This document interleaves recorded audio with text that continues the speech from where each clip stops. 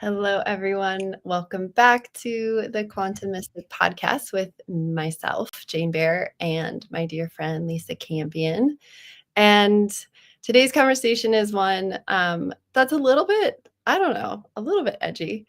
But it's really for those who've sort of felt something. There's like an inner knowing, and then something stirs and you start to question yourself because there's no study or there's no proof or no external validation, and you start to question. And we're really talking about what science can't yet measure, which is how to trust your own mystical experiences without needing that external validation.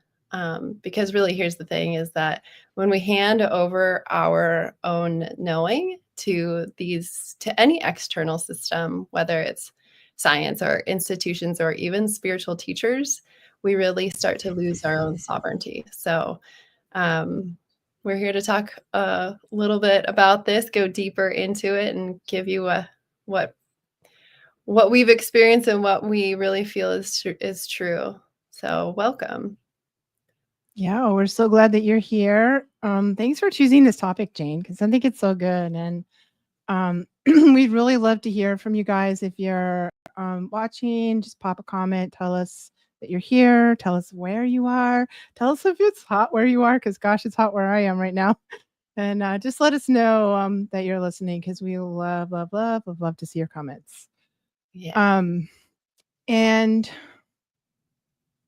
yeah, I mean, I'm such an old school, like when I was going through this, Jane, like there was no validation to be had. Like I feel like I kind of from the time I was a little kid had to do internal validation because there just was nothing. I was born in the 60s, so I'm growing up in the 60s, 70s, early 80s, and there wasn't any. It was just me, sort of forever me on my own, and I think that was really lonely and hard. And isolating and crazy making for a lot of my life, but I also think it gave me like a little bit of not so much seeking validation, especially for my psychic experiences. Yeah. I was just like, I keep my visions to myself. Probably gave you freedom, honestly, because I think then that's a really good point and a great point to start is I think a lot of this, I don't know, there was a time, science, we're not going to make science an enemy by any means, but it's a new system. It's not that old. What, 150 years old? I don't know. Something Yeah. like that, right? And even at the beginning of science, of when science became known, more popular, it was still always a questioning. It was like a questioning and a searching, which is what our intuition is really doing. It's like posing questions and asking us to search.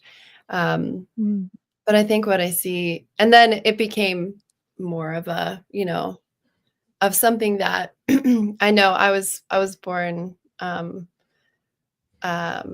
in 78. And so right on that cusp of like, I'm an 80s kid. And I know my parents were very much like, here's the, like, into the scientific system, or I would say the medical system, and without really having their own thoughts about what was maybe best for us. And I see this pattern more and more, where there's so many really beautiful, intuitive, wise beings waiting for permission and waiting for maybe not even science, but something external to prove what they already feel. And so I think that's why I say you had sort of freedom. I think I did. And I think it was sort of the flip side of like a really tough childhood journey with it. It's Yeah. I'm such a Gen Xer. We just we were scrappy and we had to learn how to do everything on our own without finding that validation so often, without finding grown-ups that helped. And interestingly enough, you talked about gurus. The one person who did validate me was a guru, Mm. and that was when I was 10 and my hippie parents took me to transcendental meditation in Mm, 1974, because that's what you did when you were hippie in 1974.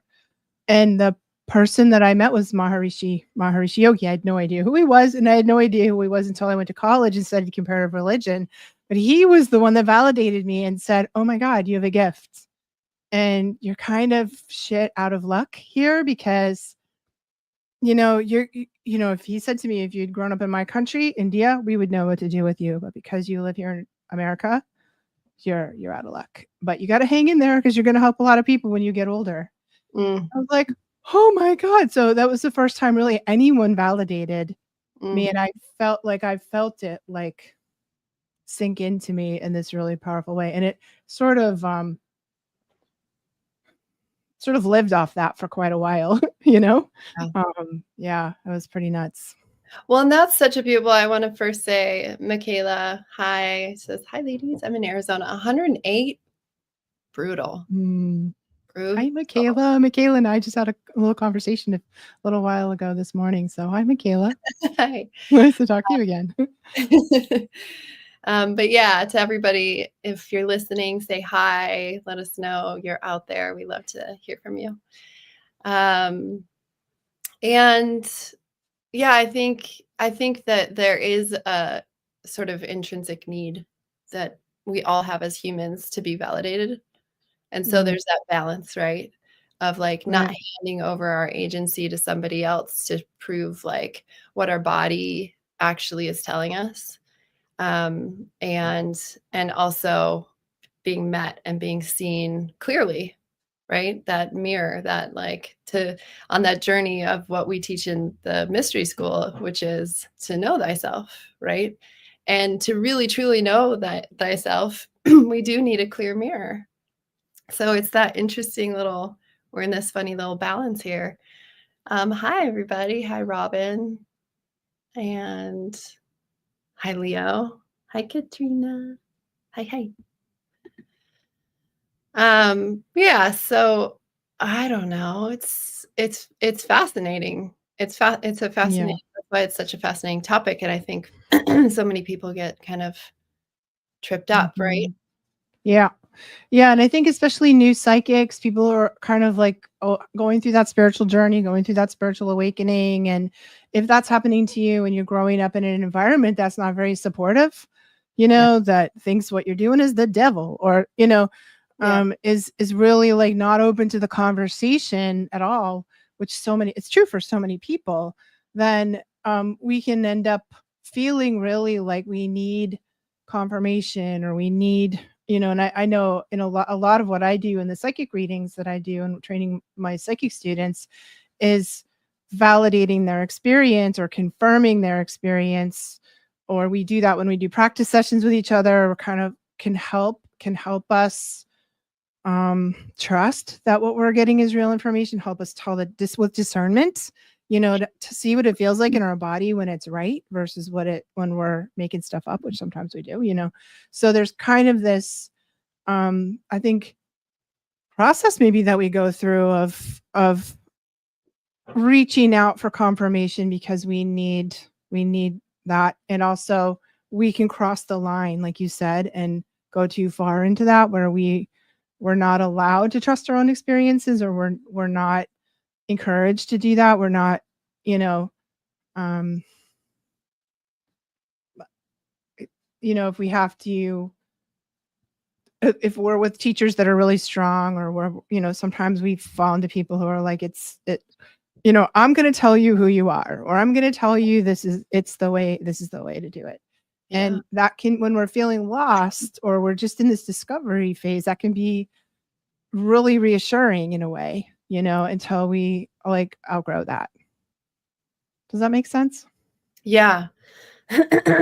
Yeah, absolutely. And it's what I'm going to go back to what you were saying about psychics, because I think that even if we don't consider, if anybody out there doesn't consider yourself a psychic, or really doesn't even believe in psychic, because there's I've had plenty of conversations with people um, who don't, and that's totally fine. Mm. There's still this like reclamation of our own again, our own sovereignty. And so when we ask ourselves, like, what do I feel? What do I sense? What do I know? Um, Mhm. and we're listening to our bodies, whether you're psychic or not. And I know that your training is so beautiful for this.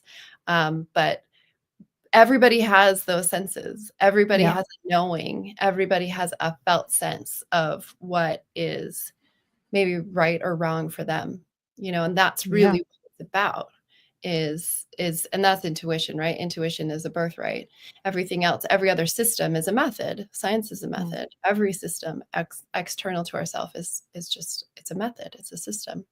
Right. um, and so, it's sort of that call back to um, perceive what hasn't yet been discovered, or like, if you have a question, we can ask ourselves that and listen for the sensation or the resonance, or, even a symbol, right? Like, look for the sign. But there is then, I love this conversation, because then that could become our only method, and we can go too far into, you know, oh well, um, I'm trying to think of an example. If you get too far into the psychic, and we've talked about this, Mhm. oh well, my guides told me to wear the red shirt today Right. as opposed to the green shirt, and it's The like, the angels made me do it. the angels made me do it. Yeah, exactly. Yeah, Yeah, I think so. I think it's sort of that dance of like a progression, or like an evolution of our spiritual unfoldment. It's kind of like this unfolding process, and we go through stages in that. And I think this is why, like, the mystery school stuff and the work we do together, Jane, is so important, because it's all about knowing yourself. And you're not going to be able to get that intuition if you can't feel yourself. If you yeah, can't, if you're not in your body, you're not going to be able to get the information from your body. If you can't feel your emotions, because your emotional system's all clogged up, you're not going to be able to access that, channel. If yeah, your mind is stuffed full of, goo, because you spend hours watching TV or doom scrolling, and your mind is sort of stuffed with fluff, um, then you're not going to be able to sort of notice your own thinking.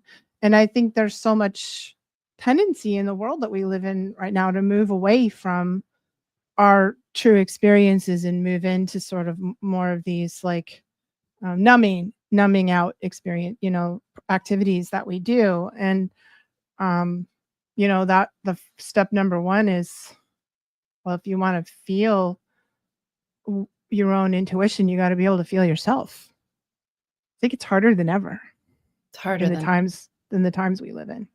yeah, yeah. And going back to discernment, like our capacity to discern truth for ourselves is like, if we're in that sort of murky state where we're in a constant state of consumption. And what I mean by that is, watching shows all the time, or being on our phone all the time, or listening to podcasts all the time, is our who we are gets murky because of all of the information that we're taking in, right? Right. And so our own discernment becomes totally murky. We don't know what our inner compass is anymore. We don't know Mm. if we're actually saying yes because we just, the algorithm met us with something, and now we believe that, right? And so because I guess true discernment isn't, also, it's not just I agree with this or not. It's like, can I feel the resonance of this in my bones? You know, Right. and that's a different, that's a different felt sense, and that's really what we're talking about. Yeah. And I think that's the ultimate goal, you Yeah. know, is getting to that, like, full body yes, full resonance, full, how we, when we're really in tune with ourselves, and when really in tune with the universe, with our life, with the outer world, we're Yeah. always in that state of feedback. Are we resonating? um are we, where's their harmony, where's their vibration, where's their resonance?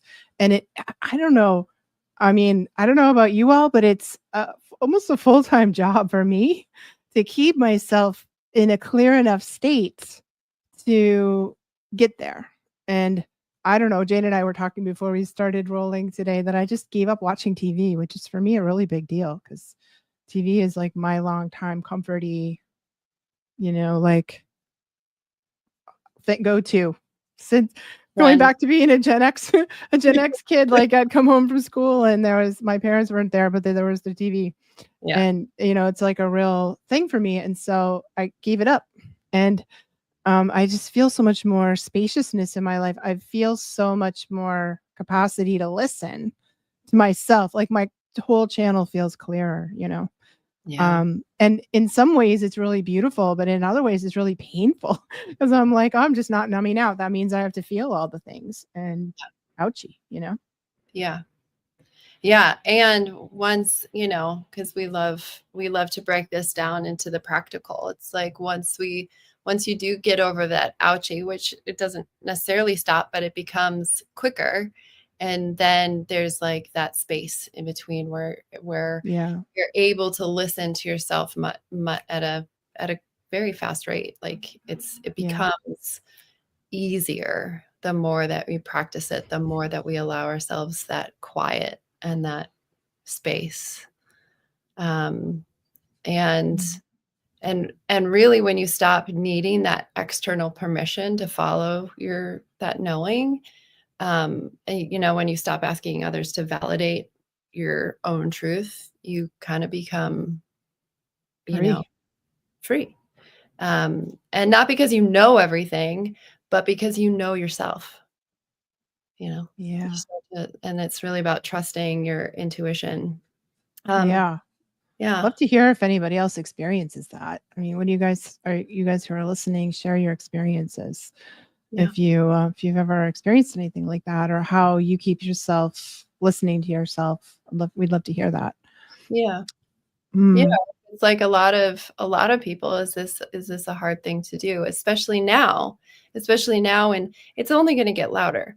The external noise is only going to become louder, you know. But like, Yeah. I don't foresee unless well, unless whatever.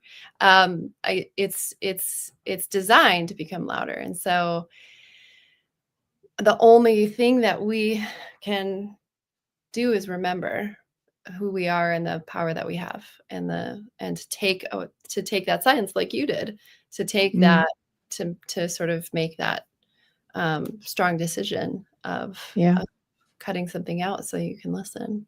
Yeah, and I find that um it becomes more like a way of being, you know? So in the beginning it's like, oh, this is something I have to do and it's kind of painful. And now it's like, oh, it's just the how I am. Yeah, yeah, exactly, It's just my way of being, way of being in the world all the time. exactly. And that's, I think, there are times for sure when life is very lifey, and I'll just need, like, you know some great British baking show, and I need to just, like, that's fine. But TV now, because I think I'm on the edge of Gen X. I'm pretty sure I'm on the very edge. um Similarly, TV was a very huge part of my life, but I cut it out long ago, and just there's that time where I just need that numbing, and even then I know I could choose to go and sit and meditate, and just be in silence, not even meditate, just be in silence, because really I Mm. think what our bodies and our minds crave the most is to be in silence. Yeah.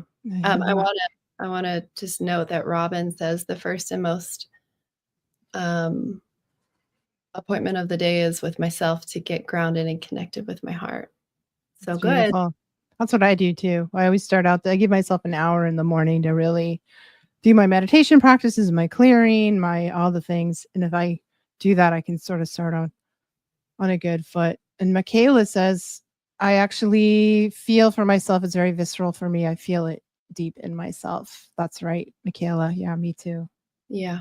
Yeah, it Yeah. is. It's very visceral. You feel it deep in yourself. It's like, um, it's asking us to take ourselves out of our minds and to listen, to really listen before we start to analyze, or and to really slow down enough so that we can feel whatever the thing is, whatever the question is, whatever the trigger is, whatever the sensation is in our body. It's like treat that like Mm. the data and Mhm. you know, start giving yourself the permission to track that, and Yeah.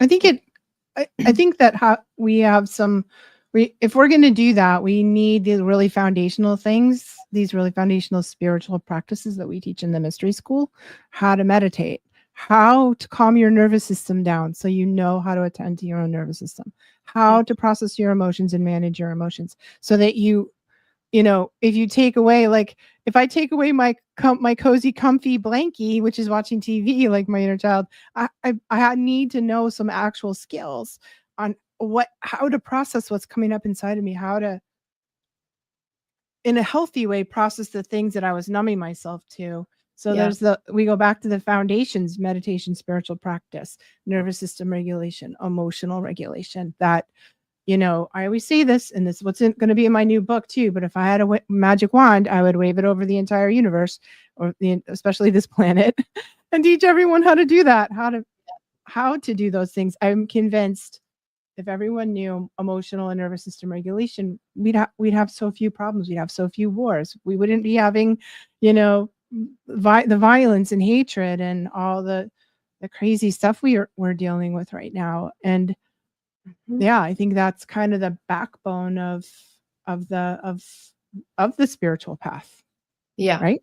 100% agree. And I'm going to add, because I mean, I totally agree. I wish I had that magic wand. And I feel like all of it starts, if you can do one little thing, it starts with slowing down. Because you really can't, like you said, you can't hear your intuition when your nervous system is in a state of constant output. And Mhm. so we have to practice stillness and presence and sensation. So I'm going to offer, ask yourself, what am I feeling in my body right now? What is the texture of this moment? Or and then ask, is this decision expanding me or contracting me? And then you Mm. can move forward from there. So let your body be the barometer, because your intuition is really, it's really not loud, and it's not going to be dramatic. It's very Mm. subtle, and it's sort of like waits. It's asking to be in relationship with you. Yeah.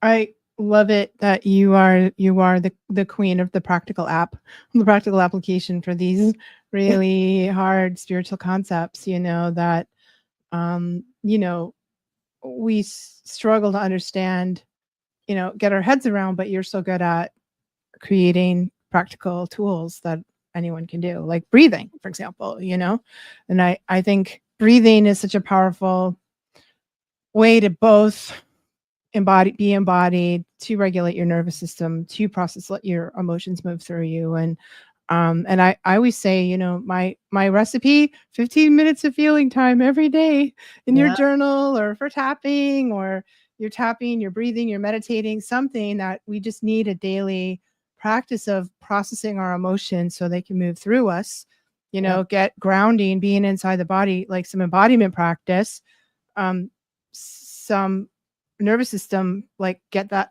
breathing kind of covers it all, right? Like it does, yeah. you know, Into your everything. Mhm. Yep. Breathing in gets you in there and does all of them. So I think, like, I like the box breathing, for the inhale 4, hold for 4, you know, exhale 4, hold 4, like that box breathing, or the Uh, 4-2-8 breathing, inhale 4, hold 2, exhale 8. Both of those work so well for regulating the nervous system and giving you a little minute. You can go to the ladies' room, men's room, restroom of your choice, that's my favorite. and Yeah. and just do some box breathing. What am I get in your and then once you're in your body, what am I feeling? What's going on? What's present for me right now? It's incredible to do that. I've learned so much, Jane, from just hanging out with you and all the opportunities that we've had to do that in real time when, stuff's happening in the moment. Yeah. Yeah.